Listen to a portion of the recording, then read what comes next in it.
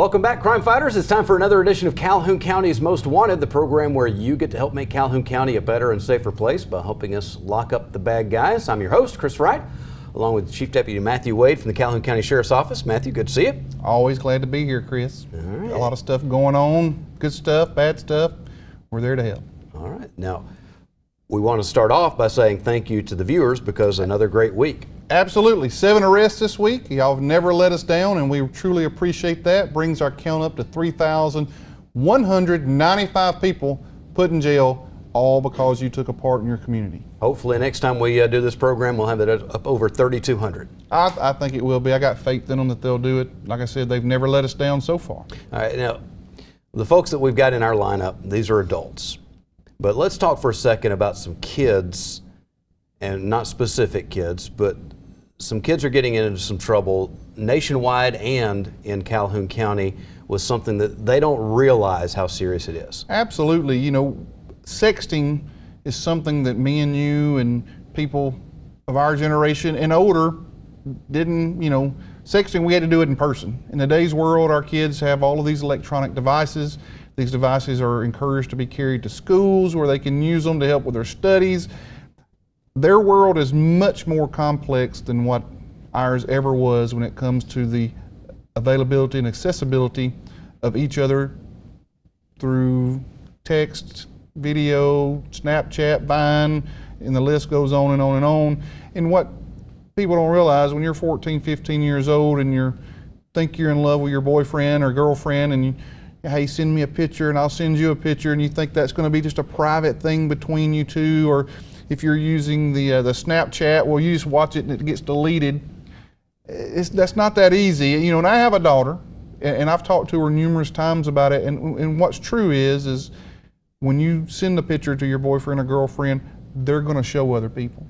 Yeah. And when they show those people are going to show other people, and then it gets passed around on the internet, and it gets out there, and eventually they get caught. And every time they get caught, it's because whoever they sent the picture to showed all these other people who Or as we've learned, from the celebrity scandals, that some people can get a hold of those things that aren't supposed to get a hold of them, even without you sharing it. So it's not something you want to have on your phone for lots of reasons, including legal reasons. And the legal reason is a 14-year-old takes a picture of themselves, of their private areas, boy or girl, and sends it to somebody else.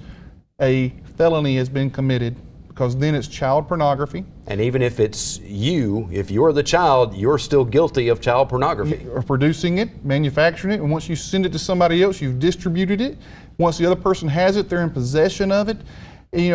Are we going around arresting juveniles in Calhoun County for felonies? We try not to do that, but I can tell you what it is costing a lot of parents phones. Just this week, we've taken up a couple of iPhones for some kids. They can never, ever get back.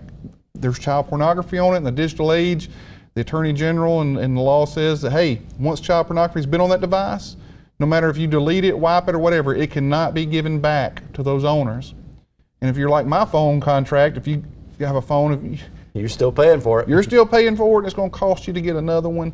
And but that's the best case scenario, that you end up just losing your device. That's it. There are a whole lot much worse scenarios that can and do happen because of this. So absolutely, if you haven't had the conversation with your kids, have that conversation. Do it frequently. We're going to take a break, and when we come back, we'll have the first half of this week's lineup on Calhoun County's Most Wanted. Congratulations, Sheriff Amerson, John Garlick, and Matthew Wade, my friends, for 10 years of Calhoun County's Most Wanted and over 3,000 arrests. Way to go, guys. Congratulations, Calhoun County's Most Wanted and Crime Stoppers, for 10 great years. And thank you to the citizens of Calhoun County for putting 3,000 people behind the bars. Yay! For emergency and non-emergency medical transportation, you can count on Anniston EMS. Hello, I'm Johnny Warren with Anniston EMS, and we appreciate the opportunity to provide support for the Calhoun County's Most Wanted program. And I would like to remind everyone out there that if they need any medical transportation needs, please don't hesitate to call us. Call Anniston EMS at 256-237-8572. Big news for homebuyers searching through all those complicated mortgage options. AOD Federal Credit Union is now offering new, out-of-the-box mortgage solutions. Mortgage loan manager Jamie Bailey will help find the best rates and quickest approval for you. Conventional, FHA, VA, USDA, jumbo, HARP, and more. Call Jamie Bailey at 256-241-8218. Out-of-the-box mortgage services. Reason number 4 that you belong with AOD Federal Credit Union. Federally insured by NCUA. All loans subject to credit approval. Certain restrictions apply. Equal housing lender. Hi, I'm Katina Houston with Family Links, and this is the parenting tip of the week. People wonder why kids have gotten so much more disrespectful these days. We see children and teens arguing with adults or ignoring them outright, using foul language, copying an attitude, and not using manners or respecting those in authority. Sadly, this has become the norm for many children and teens. In my opinion, it really is a different world right now than the one we grew up in. Movies, music, video games, and television all seem to glorify a disrespectful, angry, rude way of dealing with others. This means that in some ways we have to work harder as parents to teach our kids to be respectful. Added to this is the fact that parents are also busier than ever before, which makes it more harder to respond immediately to our kids. Let's face it, it's easier to let things slide when you're worn out and stressed from working so hard. So how can you change the culture in your own home if disrespectful behavior is starting or is already a way of life? There are a number of ways to begin changing the behavior, but the number one tip that I can give you is to remember your child is not your friend. It's not about your child liking you or even thanking you for what you do. It's important to remember that your child is not your friend. He's your child. Your job is to coach him to be able to function in the world. This means teaching him to behave respectfully to others and not just you. When you think your child might be crossing the line, a good rule of thumb is to ask yourself, would I let the neighbor say these things to me? Would I let a stranger? And if the answer is no, then don't let your child do it either. Someday when your child becomes an adult, your relationship may become more of a friendship, but for now, it's your job to be his parent, his teacher, his coach, and limit setter, not the buddy who lets him get away with things. Understand that if you haven't been able to intervene early with your kids, you can start at any time. Even if your child is constantly exhibiting disrespectful behavior, you can begin stepping in and setting those clear limits. And kids really do want limits, even if they protest loudly, and they will. The message that they get when you step in and set limits is that they're cared about, they're loved, and that you really want them to be successful and able to function well in the world. Our kids won't thank us now, but that's okay. It's not about getting them to thank us, it's about doing the right thing. For more important tips or answers to your questions, please contact Family Links at 256-820-5911.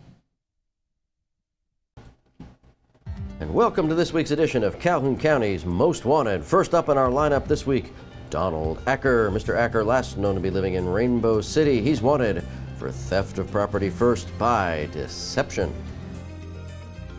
And meet Candy Graham. Miss Graham, last known to be living in Rainbow City. She's wanted for theft of property first by deception. And here is Harley Baldwin. Mr. Baldwin, last known to be living in Oxford. He's wanted for possession of marijuana second and failed to pay on that. And meet Tiffany Dalton. Miss Dalton, last known to be living in Anniston, she's wanted for probation violation on theft of property second. And here is Amanda Price. Miss Price, last known to be living in Anniston, she's wanted for bond revocation on breaking and entering a vehicle, use and possession of drug paraphernalia, and possession of burglar's tools. And meet Jonathan Turner. Mr. Turner, last known to be living in Anniston, he's wanted for failure to appear on theft of property second. And last up in our first half of the lineup this week, Boris Robinson. Mr. Robinson, last known to be living in Gadsden, he's wanted for writing multiple bad checks. And that's it for the first half of our lineup. Stay tuned for the second half later in the show.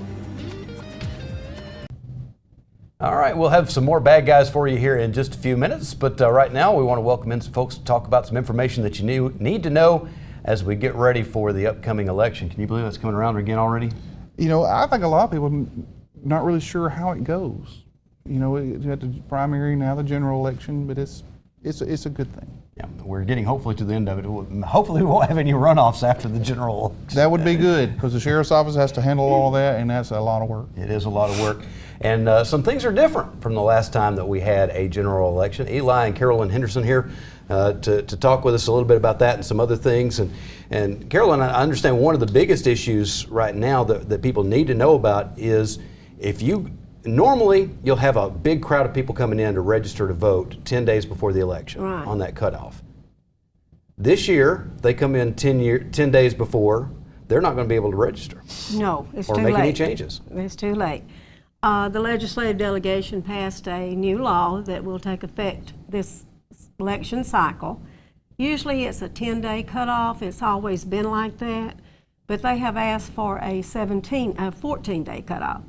So now, before you can make any changes, or you can't do anything after that 14 days. Now, what's the difference between 14 days and 10 days? Of course, I'm Really, asking you to the think in the head of a legislator, which is impossible to do. Why Right. they do anything? The 14 days is to give some of the larger counties time to catch up on the paperwork and the applications before that election. So actually, I don't see that much problem with Calhoun County. We pretty much keep up with everything, but some of your larger counties like Baldwin and Mobile, and Jefferson County, they have a lot of paperwork.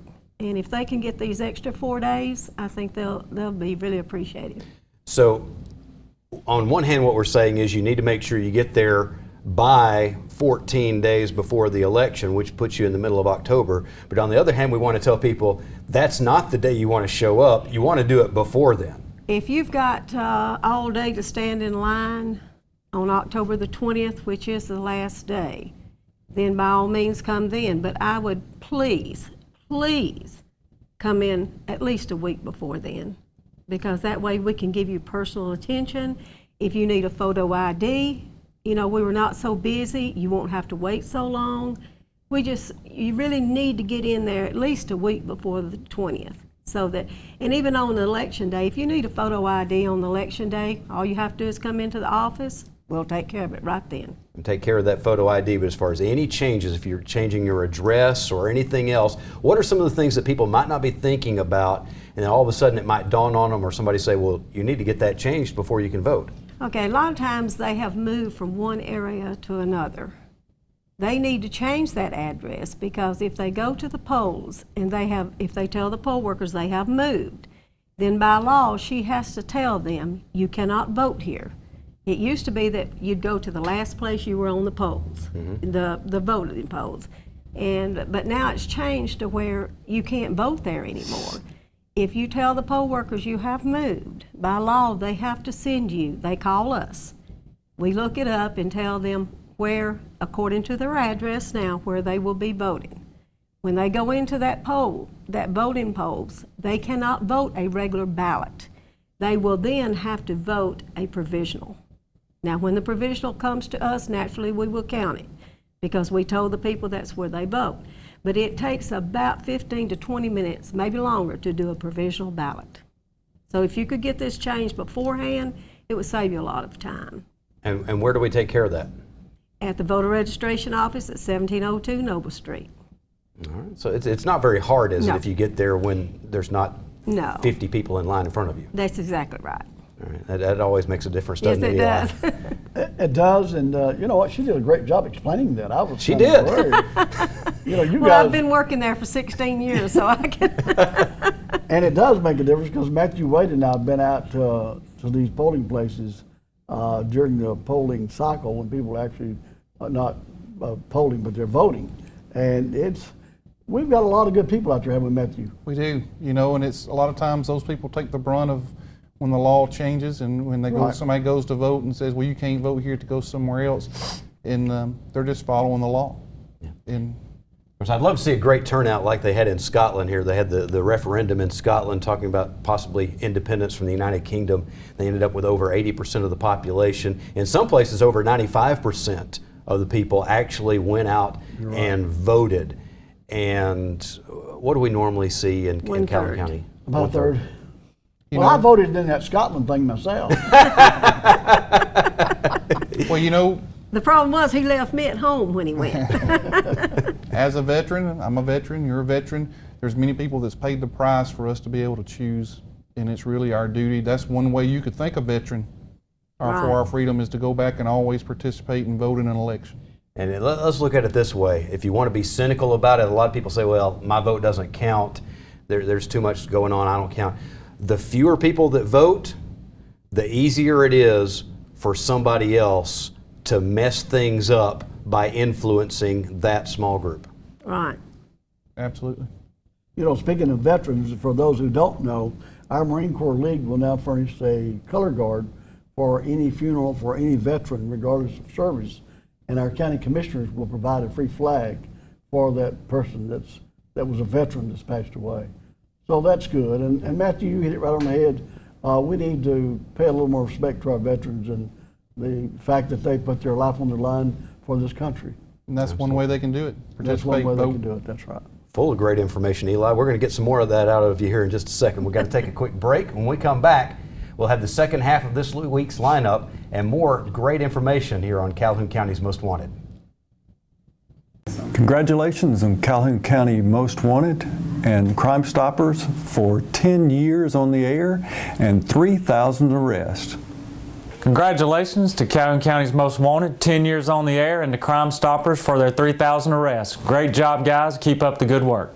Big news for homebuyers searching through all those complicated mortgage options. AOD Federal Credit Union is now offering new, out-of-the-box mortgage solutions. Mortgage loan manager Jamie Bailey will help find the best rates and quickest approval for you. Conventional, FHA, VA, USDA, jumbo, HARP, and more. Call Jamie Bailey at 256-241-8218. Out-of-the-box mortgage services. Reason number 4 that you belong with AOD Federal Credit Union. Federally insured by NCUA. All loans subject to credit approval. Certain restrictions apply. Equal housing lender. And welcome to the second half of our lineup. First up this half, Stephen Jones. Mr. Jones, last known to be living in Anniston. He's wanted for failure to appear on possession and receipt of a controlled substance and use and possession of drug paraphernalia. And here is Amberly Deason. Miss Deason, last known to be living in Anniston. She's wanted for bond revocation on possession and receipt of a controlled substance. And meet Clarence Herman. Mr. Herman, last known to be living in Anniston. He's wanted for failure to appear on possession of marijuana first and possession and receipt of a controlled substance. And this is Roderick Beavers. Mr. Beavers, last known to be living in Anniston. He's wanted for failure to appear on possession of marijuana first and resisting arrest. And meet Rodney Metters. Mr. Metters, last known to be living in East Aboga. He's wanted for criminal trespass third. And have a look at Billy Turner. Mr. Turner, last known to be living in Anniston. He's wanted for bond revocation on possession and receipt of a controlled substance, use of drug paraphernalia, and certain person forbidden to possess a pistol. And last up in our lineup this week, Whitney Snyder. Miss Snyder, last known to be living in Anniston, wanted for failure to appear on use and possession of drug paraphernalia. And that's it for our lineup for this week. If you have any information on these folks or where they might be, please give us a call at Crime Stoppers 256-238-1414. We'll have our Crazy Criminal of the Week coming up here in just a few minutes, but right now we're talking with Eli and Carolyn Henderson. And Eli, I understand that we've had so many scams these days. They're all around us. And most of them aren't new, they're just kind of brought back and we need to be reminded of them. And one of them right now is hitting people that are being told that they were supposed to show up for jury duty but didn't. You're good, Chris. That's exactly. We had a guy last week. He's now a suspect. We had a guy came by last week and actually came all the way up to our office because he was really concerned, real nervous, because he got a call from somebody, supposedly from the sheriff's department, because he didn't show up for jury duty, and the fine was $500, and they rattled off a series of numbers, make it sound like it was really official. But anyway, long story short, we explained to him that it was just a scam, and he says, well, I thought it was something wrong when they said either go to Walmart or either go to one of these other places and get a gift card. A green dot card. A green dot card, that's right. That's one of the biggest signs. Yes. A green dot card and mail it to this address. And the phone calls are locally. And what they do, they get a phone card and make the phone calls with the phone card. So it's not coming from India. And it does sound somewhat authentic in that they rattle off these numbers. But when they tell you to go to Walmart or go to one of these drugstores and get a green card, then you know that it's a scam. But if something like that happens, give me a call on my cell phone, 256-689-2811, or either call our office at 256-231-1759. And so we'll take care of that for you. Yeah, I had an incident one time where I moved and my mail didn't get forwarded to me very quickly, and I received a summons for jury duty after it was time to show up. Now, I'd also moved out of county, so I didn't know exactly what to do, and I was a little concerned that there might be a problem. So the answer is you just make contact, right? Call up or come visit. And Matthew Wade will also tell you to call the sheriff's department. Absolutely. We'll help anybody any way we can. And there's telltale signs, just like you said, a green dot card. Look, if there's a problem, you call us, call you. We will get to the bottom of it for you and we'll help you. Yeah. Whenever you have something that sounds fishy, it's coming from somebody that you don't know. They may be purporting to be with a certain agency or whatever, but you don't know them and you're suspicious at all. You initiate a conversation with somebody you do know. That's right. You know, and ask them, somebody tells you that you owe them money, you need to ask them questions. They say the sheriff's office or clerk's office say, well, do you have a callback number? What's your address locally? If those people don't know that kind of stuff or don't give you a number and you can't verify, it's a scam. And nobody gives you for nothing for free in this world, and just remember that as well. You're exactly right. And I appreciate the great job the sheriff's department does, because we've got a great relationship with the sheriff's department. And the first thing we do when we get a problem like that is call Matthew. What's that other little short guy that works down the sheriff's department? Garlic, John Garlic, I believe is his name. But he's got a lot of information that can help you with that. Well, we've got just a couple extra minutes here. Let's talk about the jury duty, and this isn't a scam. The jury duty, that's a very important duty. We talked about the importance of voting. A lot of us just look at jury duty as something that we don't want to have to do, and if we don't all participate the way we're supposed to, when it comes time for us or someone we know and love to be in front of a jury, they may not be in front of a qualified jury. You make a good point. Matthew, you've got something you want to add to that?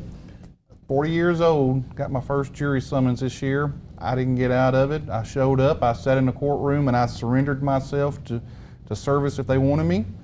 They didn't, but I was there, and it's just as important as voting. I was looking forward to doing it. I was hoping to get the opportunity to, and I know some people put someone in a hardship with their job or whatever else, but it is very important that if I was ever to go before a jury or have a case go before a grand jury, that I'd want people who cared to hear and to be as fair and just as possible.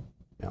And Chris brings up a good point, because you get a lot of people that are rich, you get a lot of people that are somewhat famous on jury duty. The last one we had a couple of weeks ago, Bill Wakefield was on there. And I said, are you the same Wakefield that's Wakefield's and Martin's? He said, the very same one. I said, well, thank you. You guys sell good clothes. But we also had, who's the guy that used to be a representative at JSU, that teaches at JSU? Glenn Browder? Glenn Browder was up there probably 3 weeks ago, and he served on the jury panel.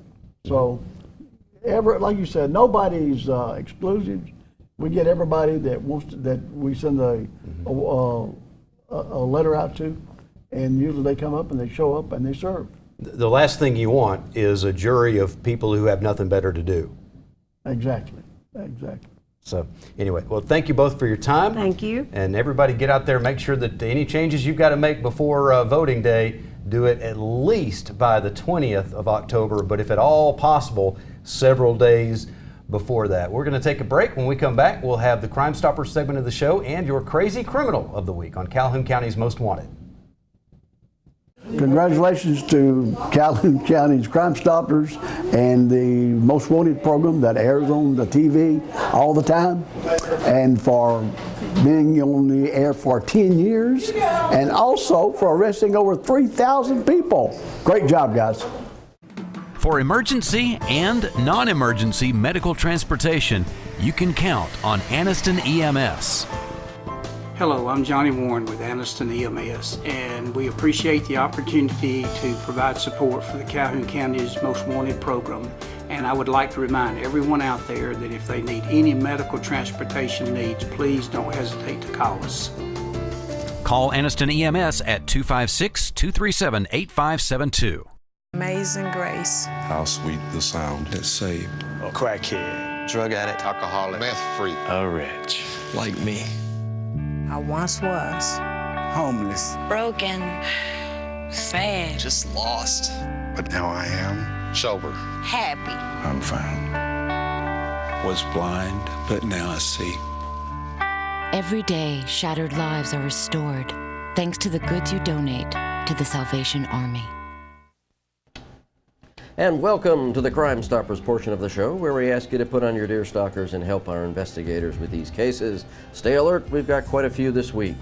So your first case, between September 15th and September 21st, a 1957 12-foot flat-bottom boat and 2 cuttleback game cameras were stolen from a wooded area off of Crane Motorway in Anniston. And sometime between September 21st and September 23rd, a silver Dodge truck was broken into while parked at this residence on Graham Drive in Ohatchee. A toolkit, sunglasses, and a CD case were stolen. Also, a storage building located on the property was broken into. Fishing tackle, a hunting blind, crossbow, and chainsaws were stolen from that storage building. And here, between September 23rd and September 24th, this business, located on Highway 144 in Alexandria, was broken into. They got away with cash and 30 positive and negative cables. And on September 25th, this residence on Bernard Couch Drive in Anniston was broken into. Nothing has been reported stolen at this time.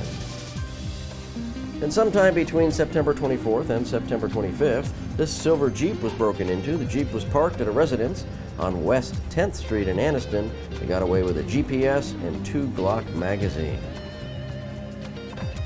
And between September 20th and September 28th, the Craftsman toolbox and assorted tools were stolen from this residence on Kirksey's Bend Road in Ohatchee.